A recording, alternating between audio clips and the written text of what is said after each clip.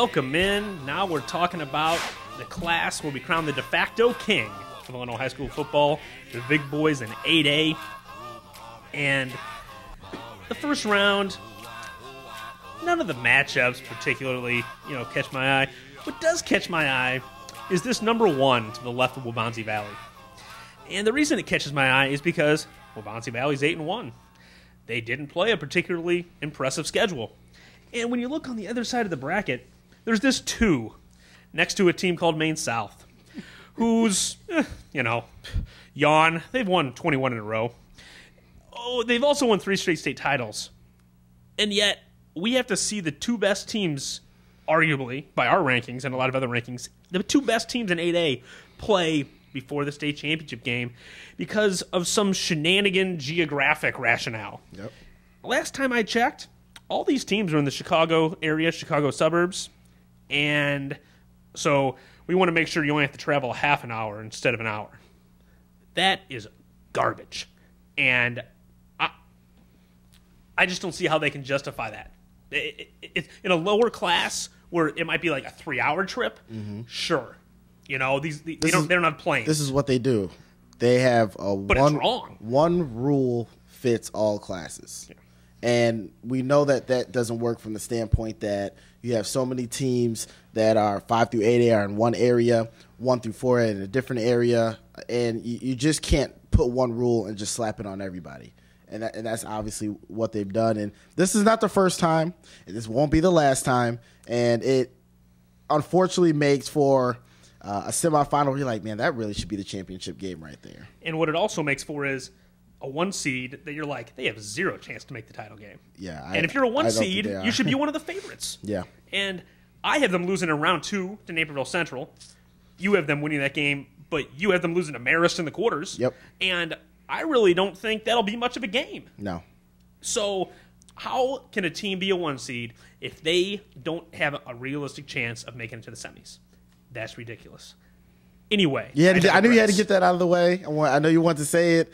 This dude called me and was just very livid that and it has nothing to do with Waubonsee, so don't think we're attacking Waubonsee. It would have been anyone that was 8-1 that got the 1 seed. Team America you can fit in that one over spot. Maine but South. The fact that Maine South and Loyola will have to go up against each other in the semifinals again is unfortunate because they produce some spectacular games. So the second round games, Simeon Marist could be interesting. That could be a fun one. Yeah. But the one we want to focus on, the Brook. Hosting the Caravan. And why is this so? Go ahead. Say why. Because Bolingbrook is hoping it's not Yogi Berra deja vu all over again. Last year, round 1, Mount Carmel on their way to the state championship game, a 55-27 beatdown of the Raiders. That's a slap. And so to me, Mount Carmel, first of all, they're Mount Carmel, and they say, oh, it's playoff time? Okay, we're just going to start winning a bunch of games now. So they don't care who they play. The question for Bolingbrook, who hasn't made it past round 2 since 2006, is that in the back of their mind? Or are they saying this is a new season, we're 8-1, we should be 9-0, and we're going to make a run? I'm going to say it's not in their head at all. What happened last year, of course, a good chance that they're going to go up against the same team. They feel they're better. They feel they've been working out harder in the offseason. Of course, Mount Carmel feels the same way. But that, the leader of your team on offense and defense are both a year older. I don't think that, if anything, if it affects them in a positive way, as in we're going to embarrass them like they embarrassed us. To me, one, I don't know that Mount Carmel's at that level where I don't know if they can get embarrassed. But that's beside the point. I think the biggest thing, seeing Bolingbrook live and in person on defense, I don't see how anybody in the state can put up 55 running the ball on them. Morrison, the defensive front, they're fast, they're good. I just think if you're going to hang a bunch of points on Bolingbrook, sort of like how we talked about with Glenbard West, they have that star up front and shut. These guys have the star on the second level with Morrison. You better be able to throw the football. And Mount Carmel, it's not this team. It's just the way Mount Carmel runs their offense as a program.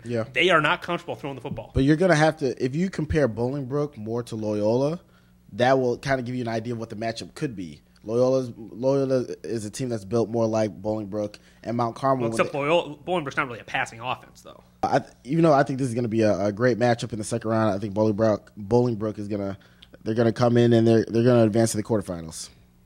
I agree. I mean, I was playing devil's advocate, but obviously I think Bolingbrook's a different team. I think they should be 9-0.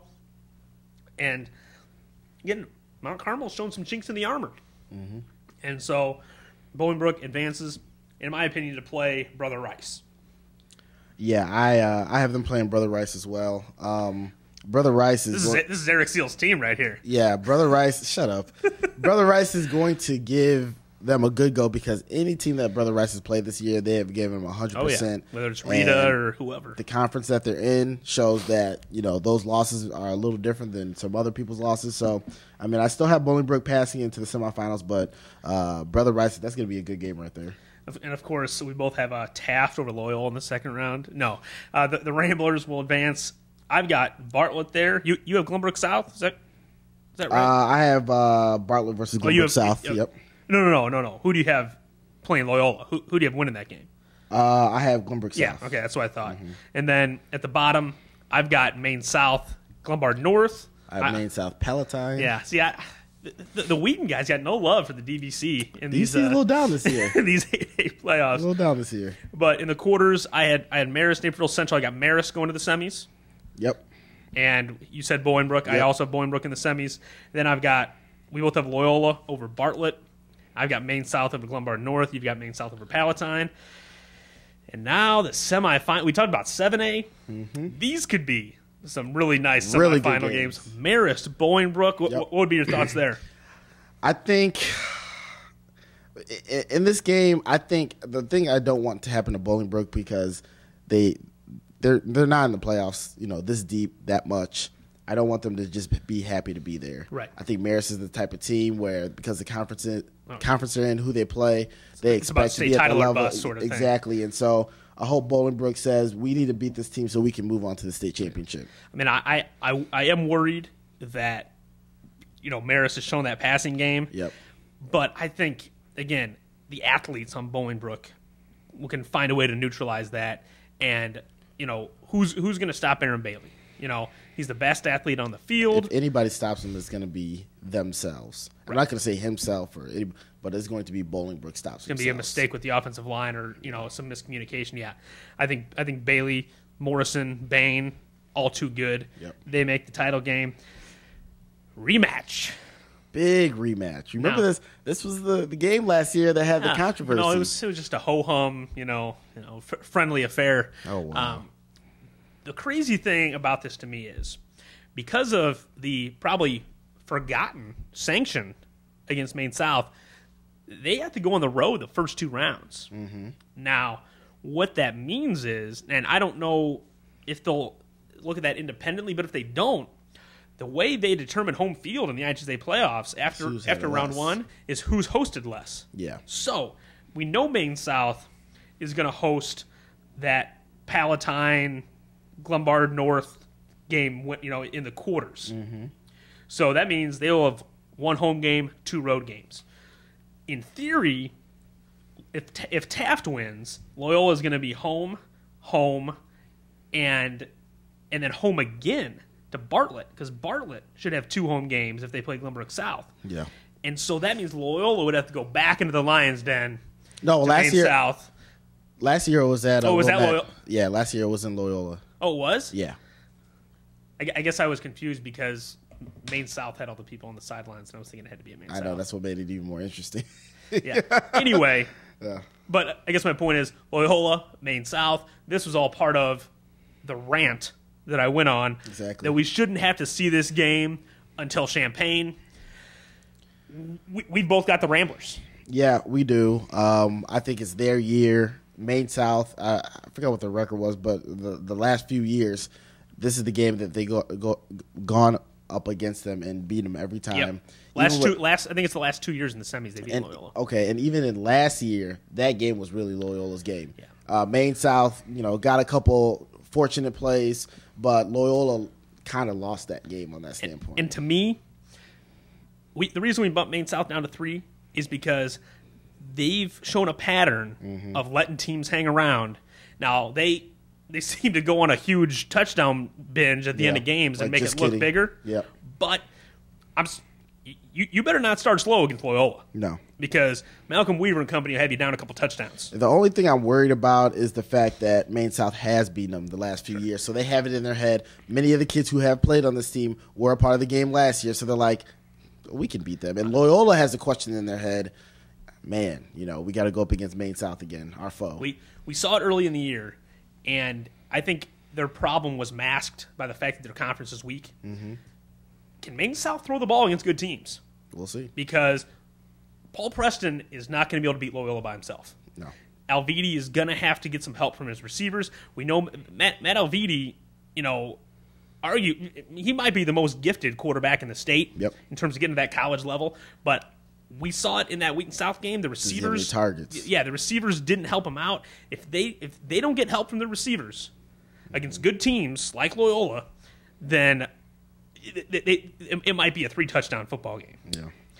But anyway, that means Loyola against Bolingbrook, and we both got the John Holisek-led Ramblers. Yep. And it's one of those, it's like I said when they played Mount Carmel. Yeah. This is their time. Yep. They got the senior quarterback. Arguably, I know he sat out a couple games, but arguably the player of the year in Illinois is Malcolm Weaver. And you just got to get it done this year because I know they reload every year after they lose 17. But when you lose a quarterback, you lose a Malcolm Weaver. And I think almost all these receivers that he's throwing to were seniors. Yeah. That's hard to replace. This is their year. But the Chicago Catholic Blue League, that is one dominant conference, as we already know. Yeah. Loyola is just adding their name to St. Rita, Mount Carmel, and Providence from many years ago. So there you have it. We've got the Ramblers, the king of kings in Illinois football, taking the 8A crown at the end. And so what does that mean, of course? That, Loyola and Glenbard West and Nazareth are all in a lot of trouble because we both picked them to win state championship.